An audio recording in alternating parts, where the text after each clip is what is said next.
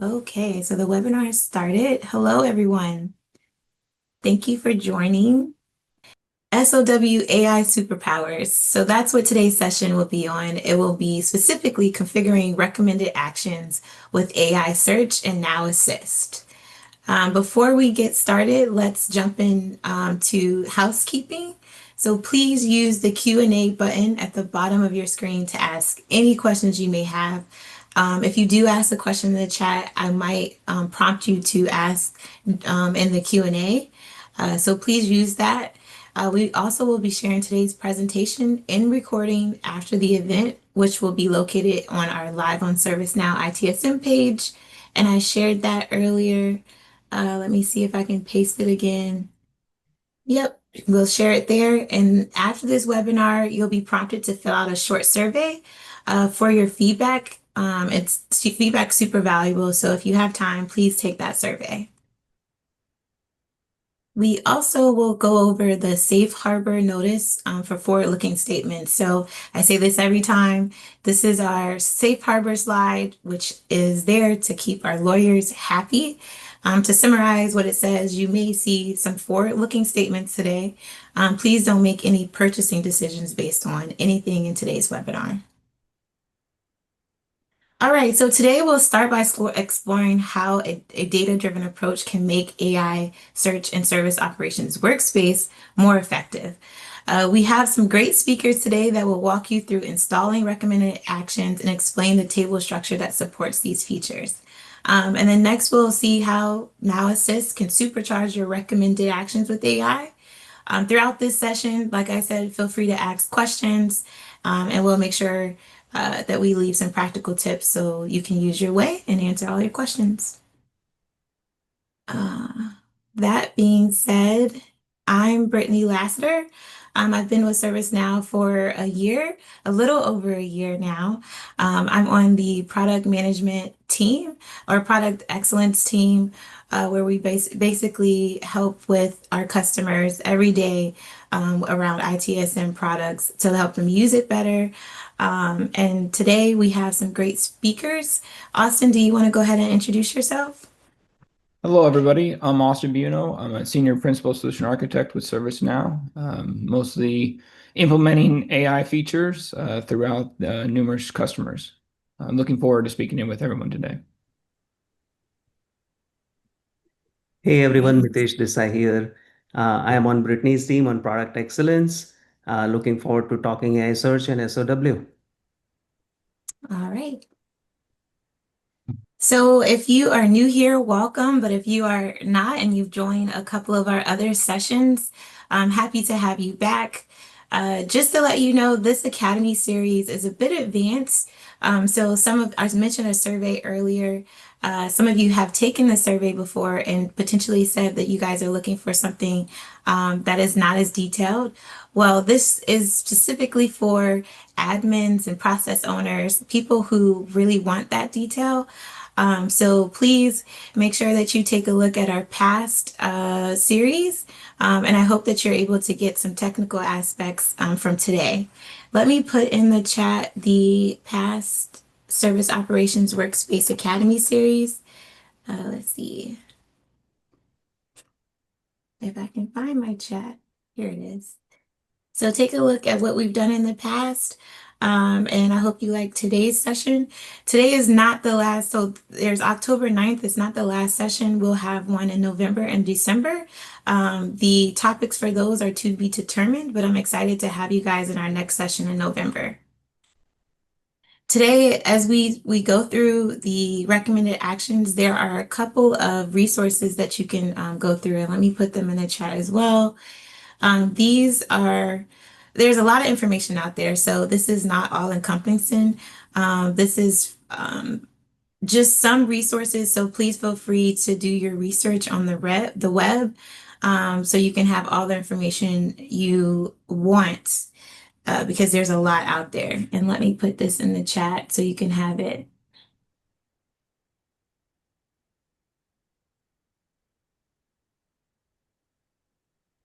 Okay, it's not letting me paste.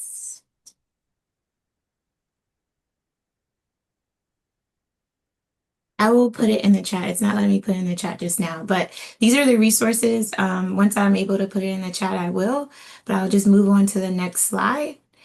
There is a poll. So we always poll if you're new here, we always poll to just see, do we have admins? Do we have process owner, end users? So let us know what you are. Just give me a second. I can pull up the poll for you all.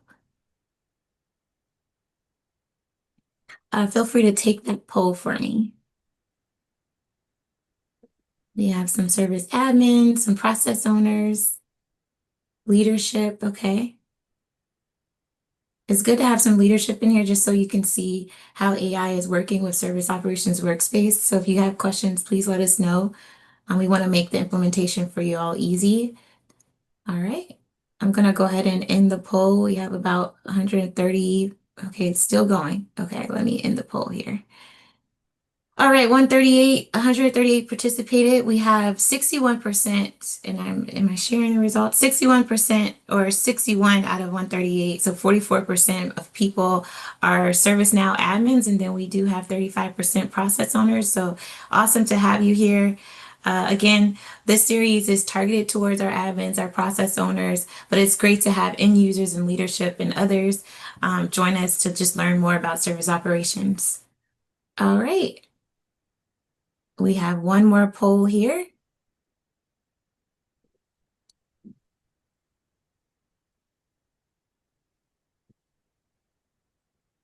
So how familiar are you with recommended actions in Service Operations Workspace? Are you just exploring, you're actively configuring, partially implemented, using all or most recommended action features? Oh, someone said they're using all or most. I want to hear from that person. Partially implemented, I hope that's going well, and actively configuring. We're getting a lot of results here. I'll stop around 130. We have 120. Okay. All right, I'll go ahead and end the poll here, share those results with you all. So we have people that are just exploring. So 52% of our folks on the call are just exploring. And then we have some actively configuring and developing. We do have 2 people on the call that are using all or most recommended action features in production, and that is awesome. So I appreciate you guys taking this poll. It gauges us to see where you are all today. And let's start with designing AI search with data-driven approach. I'll hand it over. All right. Thank you so much, Brittany. I really appreciate it. We can, before we get started into the next slides, right, I think it's important to understand before implementing AI search or recommended actions, it's important to understand the data that you have within your environment. Yes, you can just implement AI search right off the bat with recommended actions, but at a key baseline, understanding what fields are being used, what fields aren't being used, where we should properly not index fields, and anything like that will enable you to make sure that you're setting the baseline for a proper AI search recommended actions implementation.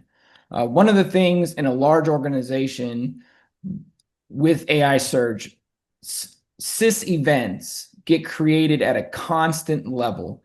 So anytime I update a field or make a change to a record, there is a sys event that gets triggered into the sys event table that needs to be re-indexed and placed into our relevancy model.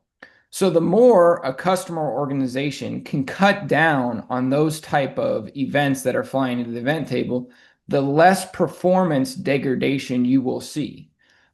Also, when you're going throughout the system, you want to make sure that you're not going to set filters or, facets on every single field that are not going to provide value.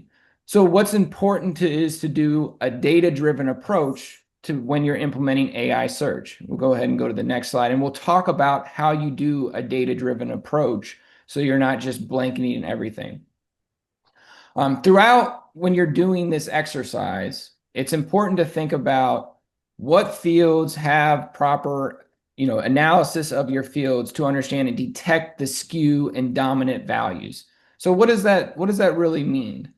What that means is you're trying to identify throughout incident, problem, and change, where is all your data and where is it 100% populated and where is it not populated? So for example, if on incident, you're populating the configuration item 100% of the time, it would be an important idea to maybe use that in the search query when you're using recommended actions. And we'll show that once we get into the demo of how you can pass in different values on load of recommended actions. So a key thing to understand is you can use basic platform reporting to identify all the fields that are being used. But also, as part of this, there's a kind of a unknown feature or unkind of documented feature that's called sys_column stats_registry. And what that provides to you is the ability to understand, and it's on the image on the right here, is where there's cardinality, where there's a not null count and a null count. So if we're looking at this example right here for this screenshot you're seeing, the sys email table, not the best example, right? But for the sys email table, there's an example of a field that has a null count of 1,000. So you have 1,000 records on this table, and there's a field called blind copy, and every single field of that is blank. So there's two things to take away from that. If you did that on incident, and you could do that on incident for the majority of your fields, there's two things to take away from that. One, that field is not valuable, so you would not want to add that as a facet inside of AI search. And on top of that, that field should be a no text index field when you're configuring your AI search. Again, we kind of talked about that a little bit, where the majority of your fields that are not being used, you don't want to have an index on those type of fields, because it's going to do is stuff up your environment for creating sys events. And if nobody's using that field, that's going to go ahead and create, when you're updating that field, it's going to create kind of stuffing up the sys event queue and create performance degradation within your environment for every once in a blue moon that it gets updated. Again, there's numerous ways to create reports on identifying those skewed values or dominant values, but the sys_column_stats registry is a good way to do it very quickly, instead of having to do platform reporting where you're looking at every single field and kind of looking at that empty. So you have to create like hundreds of reports. This will give you the ability to create them quickly and identify where your null counts are and your not null counts. So something to look into, and there's some documentation. There's a little bit of documentation within the community on this table. So, take that and run with it. Also, one of the things you want to do is identify where you should be excluding those fields from the index. I already touched on that a little bit. So the outcomes, right, is, again, enhancing the search query, also identifying search facets, and we're going to touch on results improvement rules. So for example, if I know that 100% of the time my configuration item is populated into an incident, problem, or change, I would want to go ahead and pass that into the search query of recommended actions. And on top of that, I could create a results improvement rule and set up a boosting concept around that configuration item. So I could say, if the search query contains this configuration item, then I want to boost all the knowledge articles that contain this configuration item. So if you think about it, as I've seen within my implementations, not a lot of customers are populating the configuration item on their knowledge articles. But when you're implementing AI search, populating a configuration item on a knowledge article is a key benefit and a key concept to making sure that the proper knowledge is is shown to your users at the right time in the right place.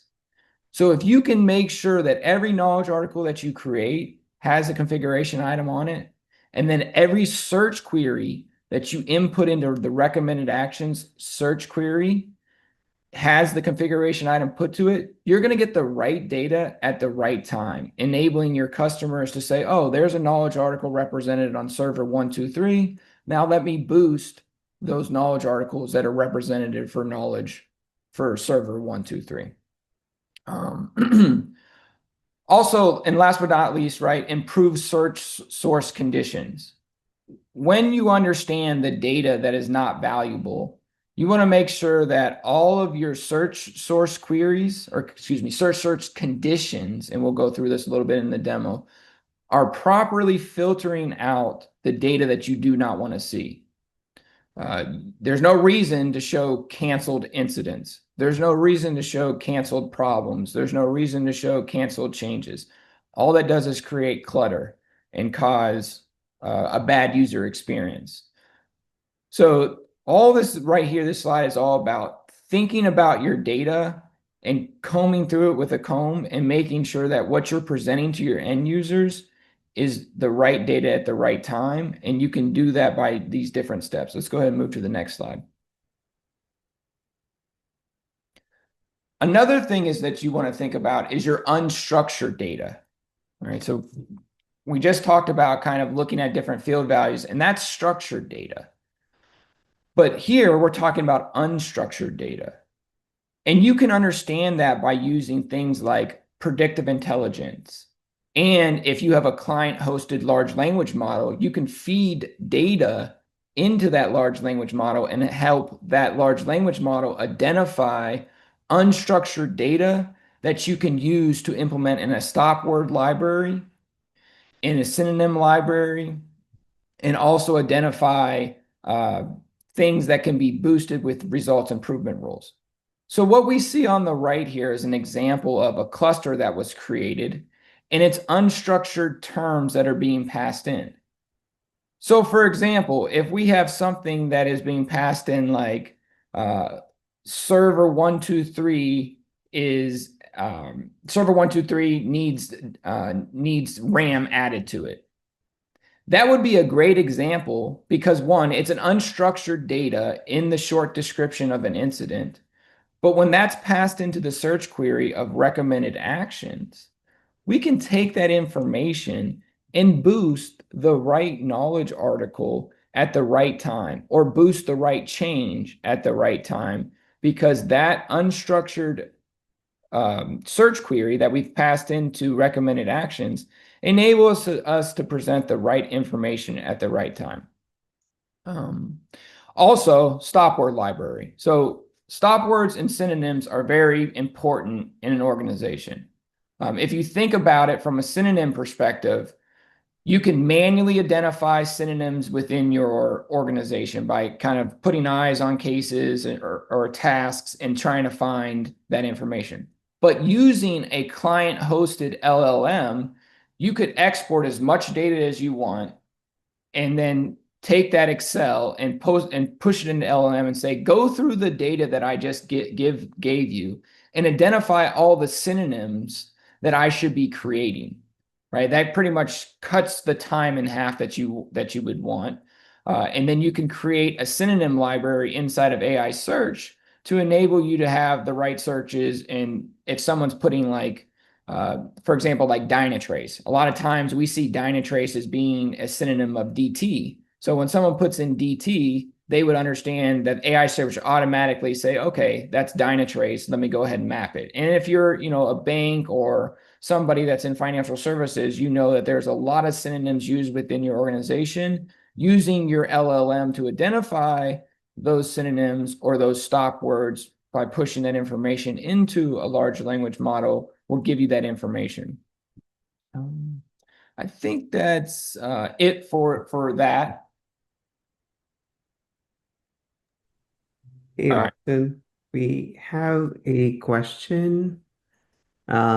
Is data profiling activated on all instances? If not, how to activate it? No, actually, that's a good question. Data profiling is something that you need to do on your own. It's an action.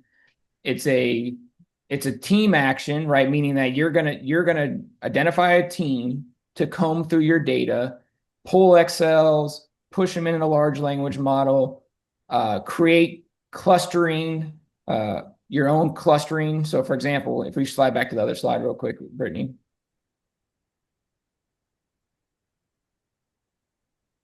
Ah. No, Anyways, go right? back. Yeah, go back the other way. There we go. Right. You're gonna be creating your own predictive intelligence clusters. It's data profiling is not an application. It's not something you can install. It's an action that is going to be, done by a group of people to identify unstructured data that are terms within, constantly searched terms or constantly created short descriptions of an incident. And then you would say, okay, I can tell based upon a predictive intelligent cluster that this same short description was created 8,000 times within 2 years. So I know that I want to create a knowledge article that's representative of this. And oh, by the way, when this search query gets passed in to recommended actions, I want to boost using a results improvement rule. I want to boost this knowledge article up to the client so that they know, or the technician, so that they know this knowledge article will resolve this incident because I've got this incident 1,000 times within a certain time period. So it is a manual exercise. There's no kind of shortcut to it, but it's a very important process to do before you implement AI search. Does that answer the question? You're on mute, but whoever asked that, maybe thumbs up, thumbs down. Or you can ask the question again if there are any specifics that we mentioned or missed out. Super. All right. So here's let's go back to plugin activation. So here are the plugins that are required to activate recommended actions. Please understand we are going to demo and go through recommended actions plus AI search. So there is a concept of just implementing recommended actions, but there also is a concept of implementing recommended actions plus AI search. So combining the two powers into one. And within this, we are going to demo that concept of how you configure recommended actions plus AI search. If you're just curious about implementing recommended actions, you would just implement the two plugins at the top. So SN_NB_action, SN_ITSM_RA. That brings just the recommended actions tab to Service Operations Workspace. If you want to implement AI search with recommended actions, you need to turn on the advanced recommended actions for ITSM. And then lastly, if you want to implement PI and TI models into recommended actions, it gives you pre-built TI and PI models. You would implement SN_NB_action_ADV. And then last but not least, the now assist concept, where if you want to implement next suggested steps generation, which is something that we're going to go over, you would need to implement the now assist for IT service management plugin. Maybe Mitesh, you can comment on the different Pro Plus or whatever. Really, in general, right? Like you're going to need Pro Plus to have the analysis for IT service management, but I'll let Mitesh comment on that really quick. Yeah, that's a great point, Austin. And there was also a question in the chat earlier. You don't need Now Assist or Pro Plus to get access to recommended actions. However, the capabilities that are available to you increase as your license for more. So, say for example, there are non-ML based recommended actions that are available if you are on, say, ITSM standard. If you are on ITSM Pro, you have access to AI search and some machine learning based recommended actions that are driven by predictive intelligence, task intelligence products. And then if you're licensed for Pro Plus or Now Assist, then you get access to Now LLM based capabilities and suggested steps and so on. So as you're licensed for more, you get access to more powerful capabilities. Thank you. All right, let's go ahead and jump into the demo. All right, I'll go ahead and share out my screen here.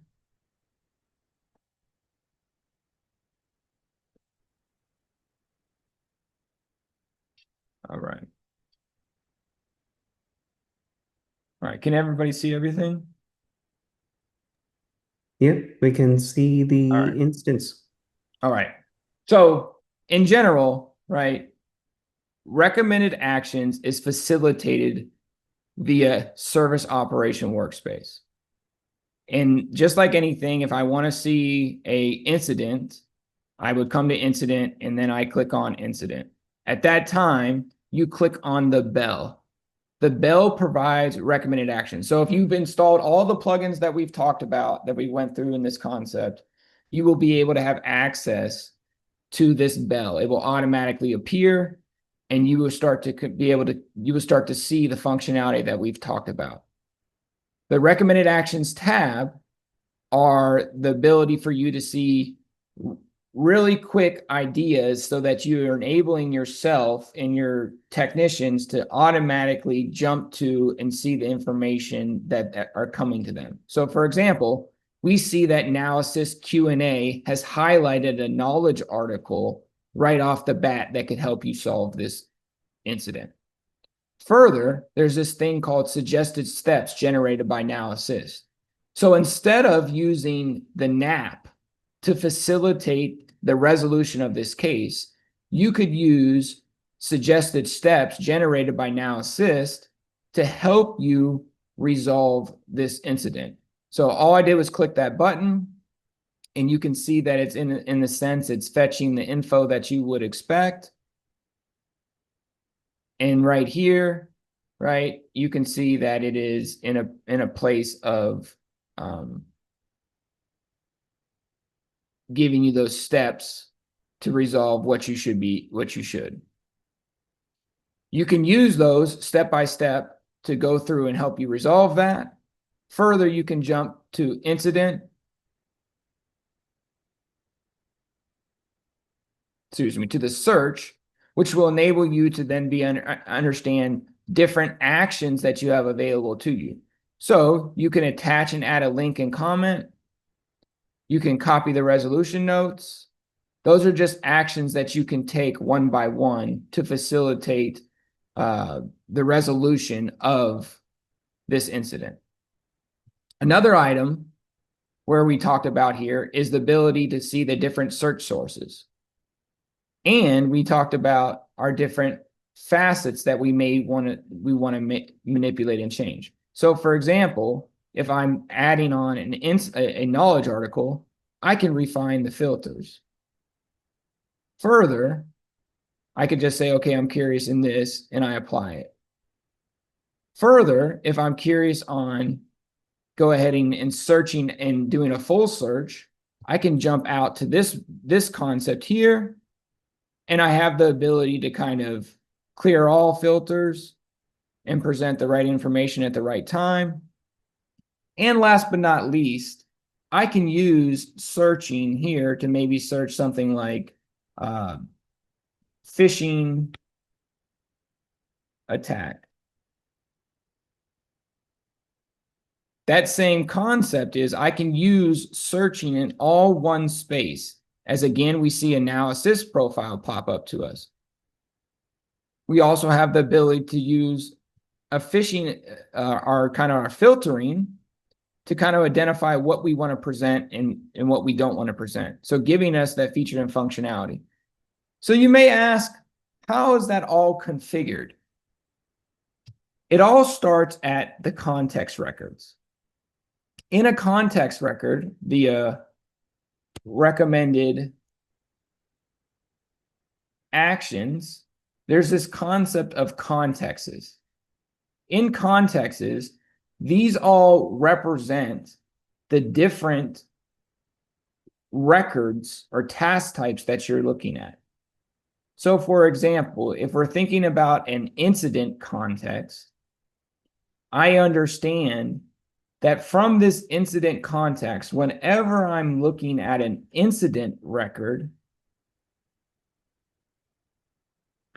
I understand that the search application that's going to be present is AIS recommended actions for ITSM search config. Again, this can be changed. So if you wanted to create a configuration or a custom search application, whenever I'm looking at an incident, you have the ability to change the search application that is present.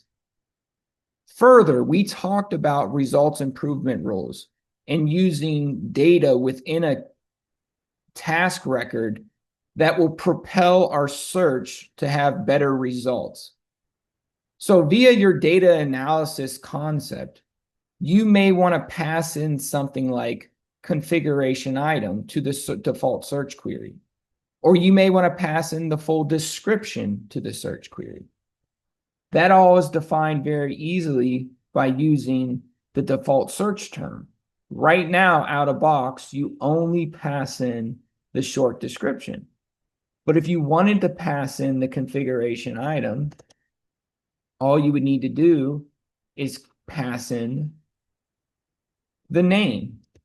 Or if you wanted to pass in maybe IP address, you could do that too. All that is up to you with a very simple click. When I pass in this information, I usually like to add a little bit of a space, and the space will be honored. So if you add a space, it will be honored. And then you can simply choose, again, I want to add in configuration item. And oh, by the way, I want to add in name. And as you can see, it will go to the incident, it will go to that configuration item, and will pass in the name. And oh, by the way, that space is honored. So that's the way you take advantage of your data analysis. Also, you take advantage of the results improvement rules that you're going to be creating. Because if you're, for example, if we talked about it, we said, okay, we want to make sure we're adding configuration items to our knowledge articles. If we're adding configurations to our knowledge articles and we're passing in the configuration item to our default search term, we know that we're going to get the best results at the best time because we're going to be boosting with results improvement rules the configuration items. All right. So let's go a little bit deeper into the search applications. So in this example, if we take a look at the search application, we can see that the ones that are active as true are the ones that are showing. So we know that when we look when we looked at that incident record, we saw there was problems, outages, knowledge, incidents, change, and catalog items. And you may say, okay, where did we see that? We saw that right here. We go back to that incident, we saw those right here. Knowledge, outage, change request, problems, incidents, and catalog items. Those are directly defined right here. Now, it's kind of a two-step process, right? The order represents what you're going to see. So you see knowledge at 100, outages at 200, change requests at 3, and that all kind of mimics right here, right? So we got knowledge, outages, change records, and so on. And that's all mimicked right here. So you can see the different order. But you don't configure those here. So please understand, like, this is just the representation of the label in the order. So you could call this Rumpelstiltskin if you wanted to. You can make your own label. And also further, you define the order there. But via the search profile is how you define what is going to show via the search sources.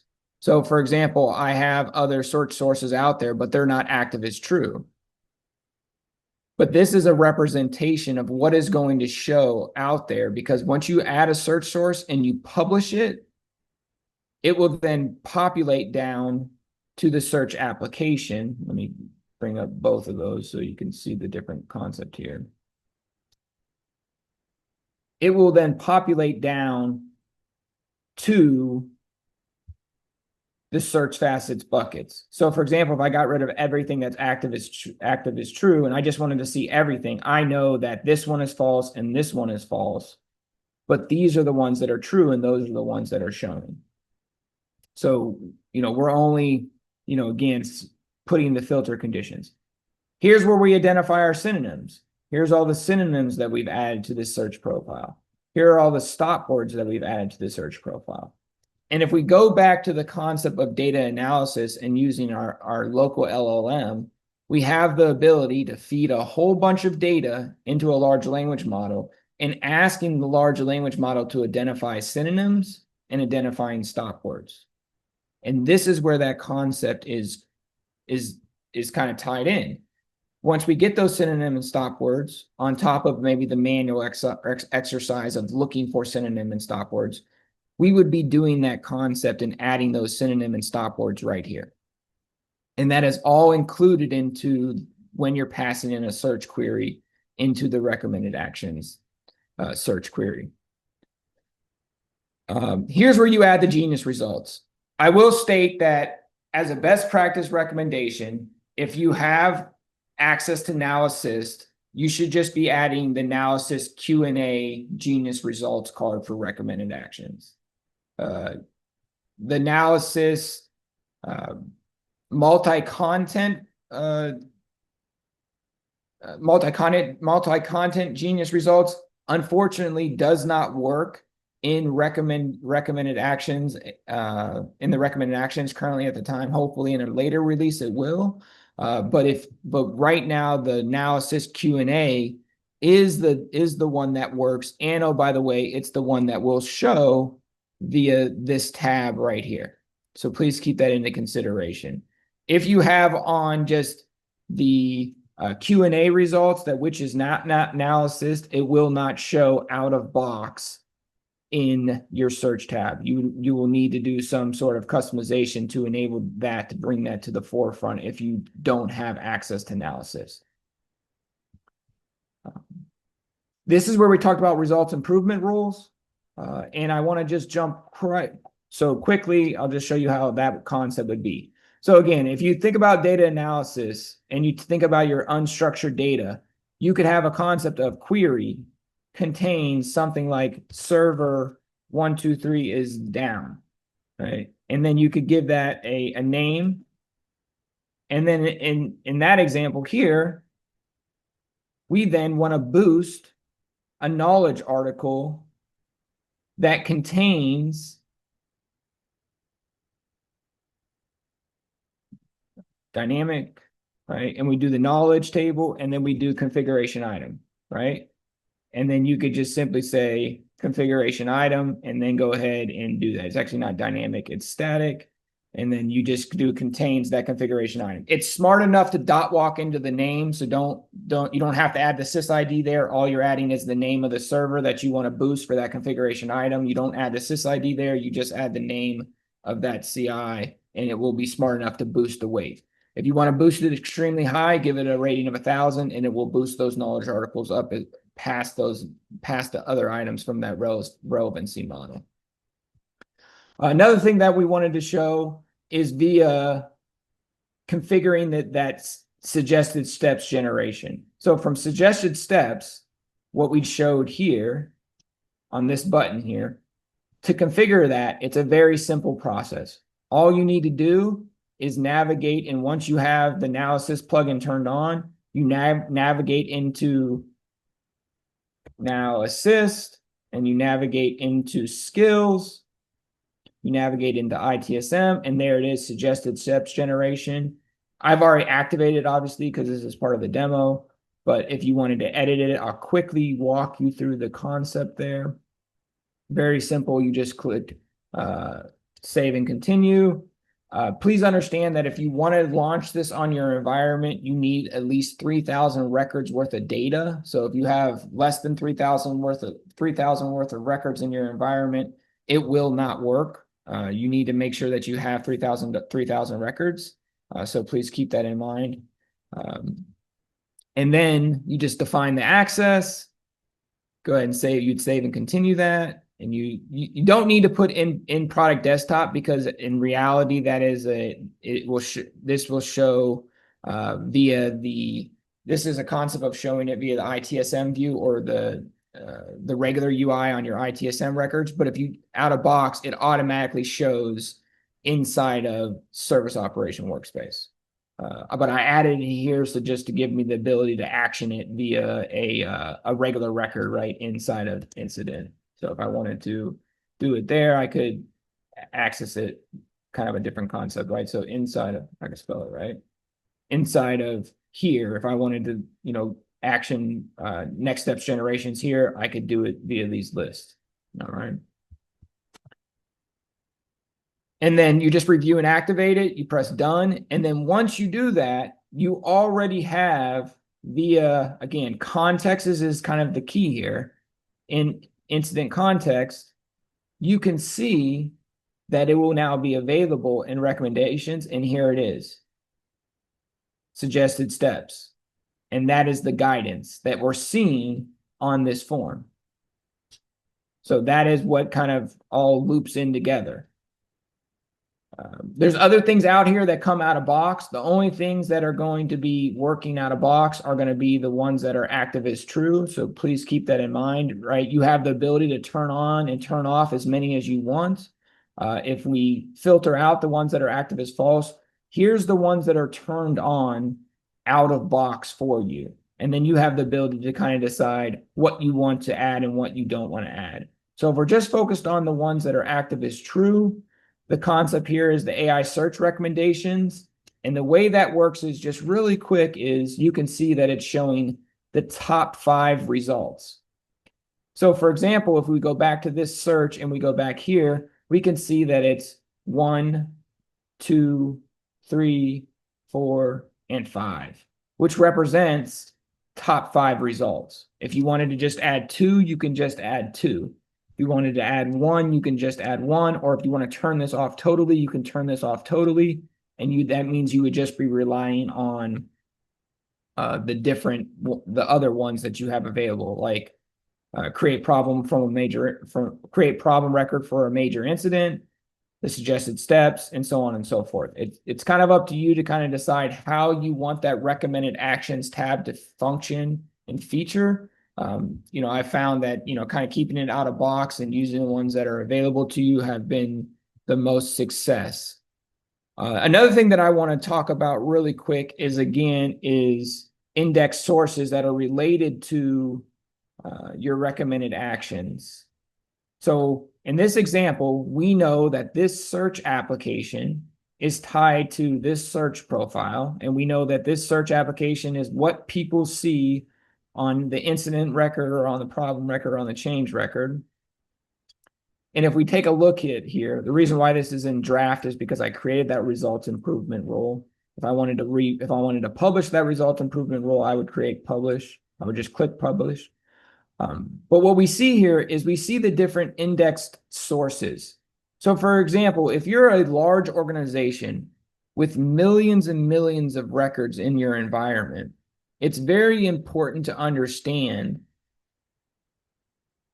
that the index sources that are tied to your search source are going to be what is creating all the sys events in your environment. We talked about this in data analysis and understanding fields that are not being used and that don't have any value.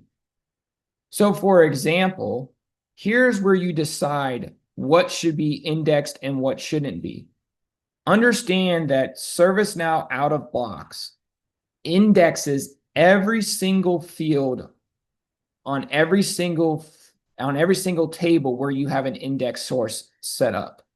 So in an out-of-box concept, if you're just implementing an index source with this type of configuration, which this is the out-of-box configuration, and in an out-of-box in our relevancy model, we only allow you to have short description and we only allow you to have a single map to title and text. You cannot have multiple. Our relevancy model only accounts for a single title and text. And those are the fields that are going to have the most relevancy placed on them when you're using a search query.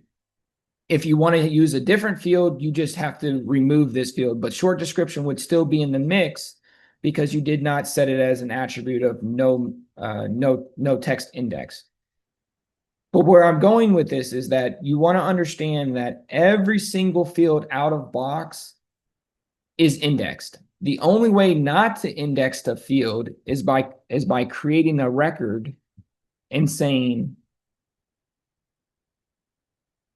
attribute no text indexed true. So for example, it does not make sense to index something like actions taken. Again, and you would realize that from your data analysis. The fields that do not contain data and don't have any value within your organization, there's no reason to index them. All you're doing is creating load within your organization that is just going to simply stuff up the sys event table. The more you can drive down the number of sys events that are going into the sys event table, the better your performance will be when you're implementing AI search. So in this example, things like action taken, activity due, business duration, business impact, those type of fields are going to have very little search value. And you'll know that from data analysis, and you'll just know that from in general. There's no reason to have those fields being indexed at a constant basis because one, they constantly change. Business duration is a field that constantly changes. Like every time you update a record, it's going to change because the business duration goes up. But you're not ever going to search you're never going to search a number that represents a business duration. So there's no reason to index it. And every time a record is updated, it's just going to create a sys event in your environment, and again, slow down and cause performance degradation. So the more fields that you can add no text index to when you're implementing AI search, the better your environment's going to run and the less performance degradation you're going to see from AI search. So keep that in mind. You want to make sure that your no text index for each of your incident, problem, change, and knowledge are extremely robust. There shouldn't be a time, unless you have a very small environment, there shouldn't be an environment where you don't have no text indexes on your different index sources. You want to make sure that you have more no text indexes than you do not. I'll pause there if there's any Q&A or any questions. I think we only have a few minutes left. Hey, Austin. So there is one question. Can you show how you navigated to the field setting for indexing? Yeah.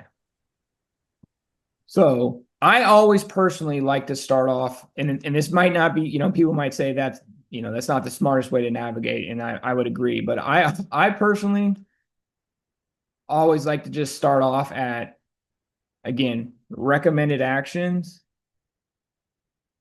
and go to contexts and then go to the incident context or the context I care about, right? I may be working with change or I may be working with something else, but I can go to that context in that manner. At that time, when I click on the search application, now I know, hey, this is the search application that's tied to whenever I'm looking at an incident record via service operation workspace. From there, I always then just navigate into the search profile. Once I'm into the search profile, I then have the ability to look at the different search sources that are tied to the search profile. So I know that from here, if I look at this one for incident, I can see that indexed source is tied to this one. And then I just simply click into that. And that is where I now am, where those field settings and mappings are, is where I create those no text indexes on this tab here. And there's also an easier way to do it. Again, if you're familiar with AI search a little bit, you can understand that, hey, I can go to index sources and I can look at incident, and I know I only have one. So if anything's looking at incident, it's going to be using this. and those are the field setting and mappings, right? Again, this environment is very small, so I don't have to configure no text indexes. But in an environment where there's 10 million records for incident, you got to configure the no text index, or your environment is you're going to get alerts in the background, and your manager is going to say, why do we keep on getting an event queue message from ServiceNow as an alert in our support? Well, it's because you haven't configured your field settings and mappings to have no text indexes. Did that answer the question? Seems there was one more click, but I think that's the one where you clicked on the field Oh setting. yeah, then you gotta, yeah, the new button is kind of hidden. Yeah. And then you gotta then do that. Yeah, you can add the new button here, but that's, there's something strange there. I don't know why we haven't done that out of box. You have to just click on the open new window and then add it. But it will, once you do that, it will default automatically to the index source of incident. Any other questions or comments? Another question around AI search in PDI. My understanding is that it is not available in PDIs. Yeah, not available in PDI, but available in your customer instance. I think it might be available in a PDI. I don't want to comment too much on that. I'm kind of this more directed at customer instance. Yeah. I understand the PDIs are sometimes a little finicky on what is available, what's not.